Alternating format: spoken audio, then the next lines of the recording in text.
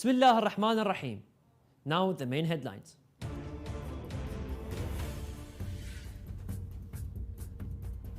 The governor of the holy city of Karbala lays foundation stone for smart multi-stall car park.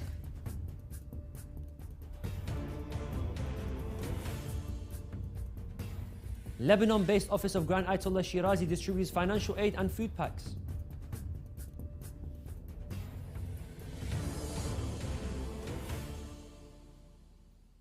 Bangladesh Prime Minister unveils 50 new model mosques to promote Islamic values.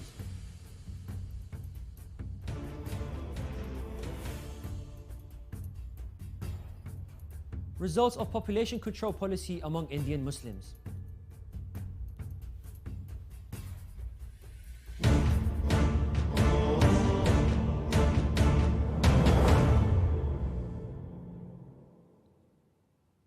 Assalamu alaikum wa rahmatullahi wa barakatuh, dear viewers. This is Yunus Dawood and you're watching Shia Waves live from Imam Hussein TV 3.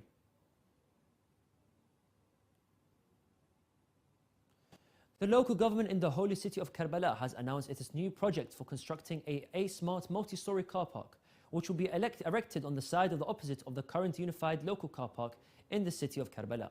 Karbala's governor Nasif al-Khattabi said during the foundation stone laying ceremony and covered by Shia Waves agency correspondent, the investment project is to establish a smart multi-stall car park. He added that also the project is located on the opposite side of the current unified local car park in the city, noting that this project upon completion will provide services to the massive numbers of pilgrims during massive pilgrimages, and it also provides transport services to pilgrims on and during Hajj and Umrah seasons.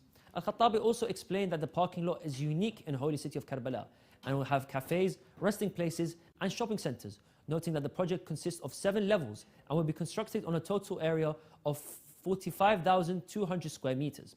It should be mentioned that millions of pilgrims, especially during massive pilgrimages, visit the holy city of Karbala to perform ziyarah to Imam Hussein and Abu al-Fadl al-Abbas alayhi salam, and such projects can contribute to reducing traffic congestion.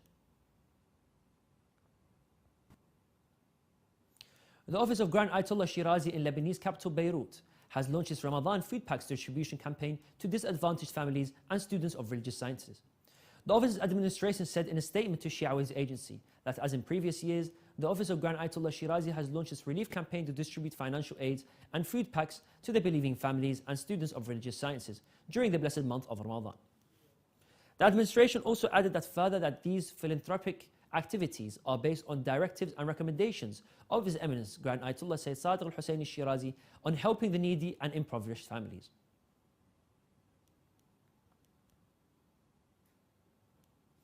The Prime Minister of Bangladesh, Sheikh Hasina, inaugurated 50 model mosques and Islamic cultural centres across the country in 4th phase of an inspirational project. With the new facilities, she has also inaugurated 200 mosques out of 564 under construction at a cost of Taka 9,543 crore all over Bangladesh. According to local sources, Mrs. Hasina also earlier opened 50 mosques each year in the 1st, 2nd and the 3rd phases of her initiative, with the remaining mosques and Islamic culture centres scheduled to be completed by June 2024. The purpose of the project has been described as publicizing Islamic brotherhood and its values, as well as promoting the essence of Islam against extremism and militancy, which are never supported in the religion of Islam. The project will also concentrate on creating awareness against terrorism and violence against women, while the extremism of hardline Sunnis has led to violence in many countries, including Bangladesh. The Dhaka government is pursuing the Model Mosque initiative to spread the message of peace and tolerance in order to create religious unity and tolerance. It is worth mentioning that there are historical Shia mosques in different cities and regions of Bangladesh, among them the Karbala Mosque in Kolkata, which dates back to the region of the Nawab of Bengal between 1717 and 1765.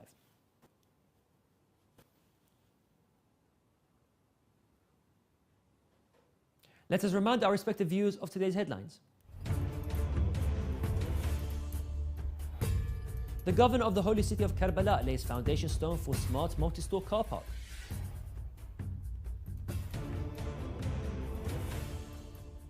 Lebanon-based Office of Grand Ayatollah Shirazi distributes financial aids and food packs.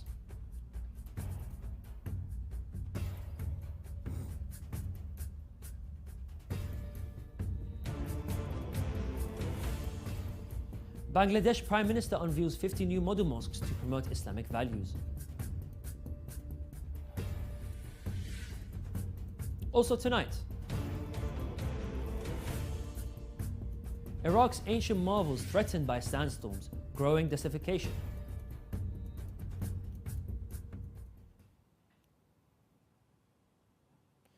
The population control policy implemented by the Indian government in recent decades has primarily affected the Muslim population, according to Reuters. The population census is conducted every 10 years in India, with the last one carried out in 2011. According to the census, Muslims are the second largest religious community in India, constituting 14.2% of the 1.2 billion Indian population. Hindus are found to be present at 79.8%. The trend of shrinking Muslim families in India over the past 15 years has been remarkable. The National Survey of Family Health shows that Muslim fertility rate, the average number of children a woman has fell from 2.6 in 2015 to 2.4 in 2019. The data also shows that the Muslim fertility rate is rapidly decreasing from 2.4 to 1.94, which is the current fertility rate for Hindus. However, some local sources and experts informed about the Muslim Indian issues has questioned the authenticity of such decline in the Muslim population. Let us hear what Sheikh Mustafa Adib al-Hindi, the deputy of the Supreme Religious Authority, Ayatollah Shiraz in India, has to say. Assalamu alaikum wa rahmatullahi wa barakatuh. As far as this data is concerned, there is a lot of discussion about this data, and there is a lot of evidence that this has been manipulated by the Indian government, because the census, as you know, that every 10 years that take place in India about the population, it has not been conducted, or it has not been given, the data has not been given in 2021. The latest data we have, official data, is of 2011.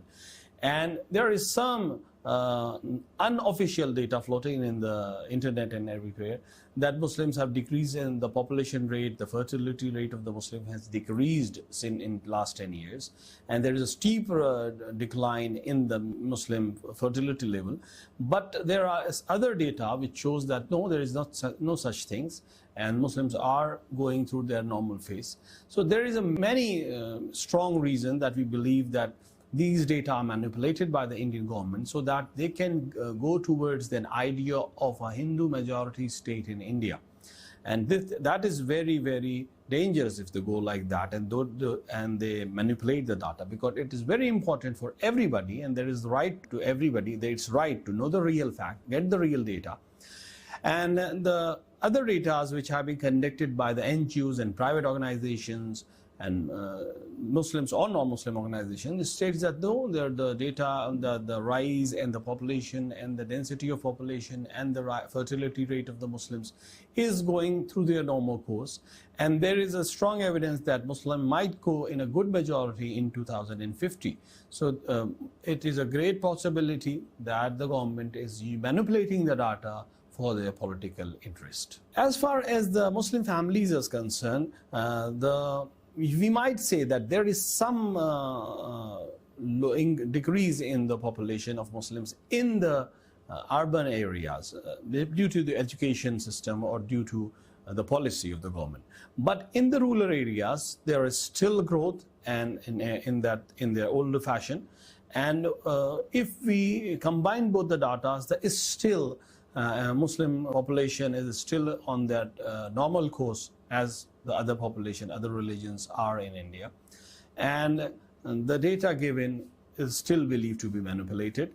And we need to get a non-government funded organization to conduct a survey in India and get the right data and get the world to know what the real situation of Muslim is there in India.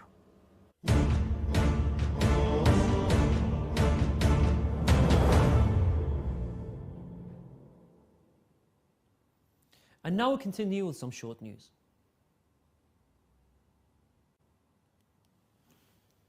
The charitable community affiliated to Husseiniya of Al Yasin in Sydney, Australia, launched its 14,000 food basket campaign, which aims at aiding families in the dire need of assistance. The work carried out in Mazar al-Sharif, Afghanistan, where followers of Ahlul Bayt, peace be upon them, are experiencing difficulties to make a living. The administration of Hussein Al Yasin thank all the believers for their contributions and donations.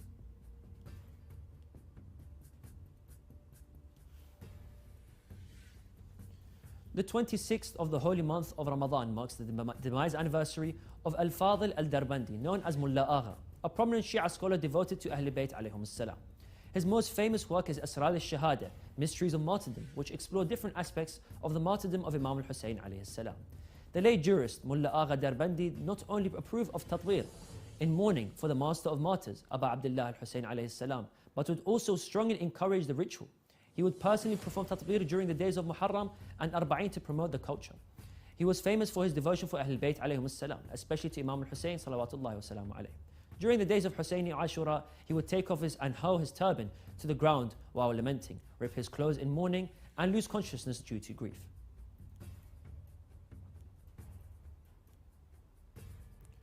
The Tourism and Creative Economy Ministry of Indonesia is set to develop Muslim-friendly tourism with a focus on mosque-based halal tourism, reports Antara news agency. Accordingly, officials are encouraging tourists to visit the many wonderful mosques in Indonesia during Eid al-Fitr holidays by promoting an e-booklet that introduced 27 unique mosques of the country. The ministry is making great effort to build an Islamic economic ecosystem through training, marketing, and financing programs which prioritize the implementation of Sharia principles. Indonesia has the largest Muslim population in the world, with a total of around 231 million people, which highlights the vast potential for developing a halal tourism in this Muslim country. A group of unidentified attackers killed 40 people and injured 33 others in an assault on the army and volunteer defense forces in northern Burkina Faso on Saturday. According to a statement by the government, the region is close to the Mali border, an area that has experienced numerous attacks by fighters linked to Al-Qaeda and ISIS for many years. The attack was responded by the army neutralizing dozens of terrorists. A security source confirmed that the Burkina Faso military administration has also declared a general mobilization to give the government all necessary resources to fight the ongoing violence, blamed on extremist groups affiliated with Al-Qaeda and ISIS. Last week, armed terrorist groups killed 44 in one of the deadliest attacks against civilians in the northeast, near the Niger border. A senior ISIS chief was killed by the US Special Operations Forces during a helicopter-borne raid in northwest Syria on Monday. A US official has confirmed, according to the official, he was a senior ISIS Syria leader and operational planner in charge of planning terror attacks in the Middle East and Europe. It should be mentioned that the US troops and the Kurdish-led Syrian Democratic Forces, the SDF, continue to track down runaway terrorist leaders in the region.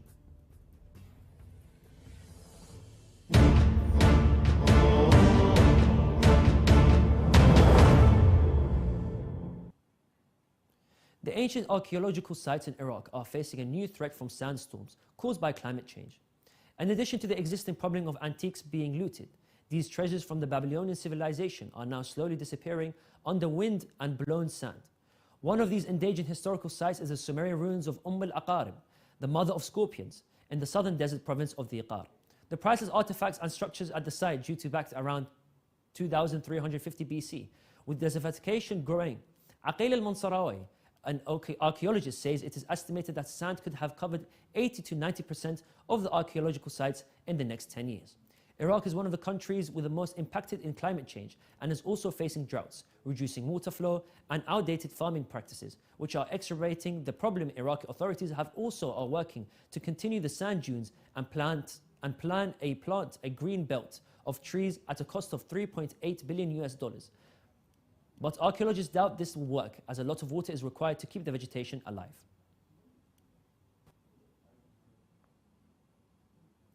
We have reached the end of today's Shia Waves show. Let's remind our viewers of today's headlines. The governor of the holy city of Karbala lays foundation stone for smart multi-story car park.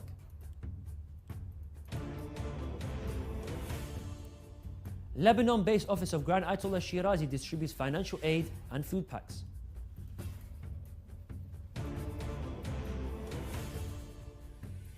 Bangladesh Prime Minister unveils 50 new model mosques to promote Islamic values.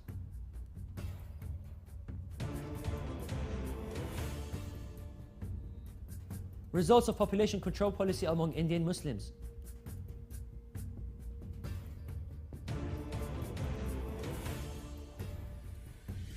Iraq's ancient marvels threatened by sandstorms and growing desertification.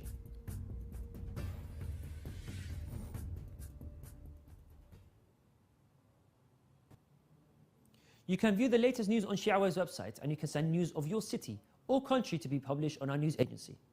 Contact us on the numbers at the bottom of the screen. This is the end of today's news.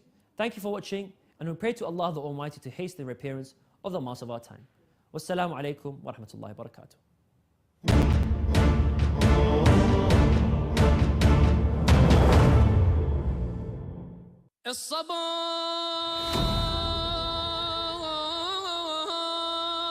الصبر بعدك يا خويا. Personally would recommend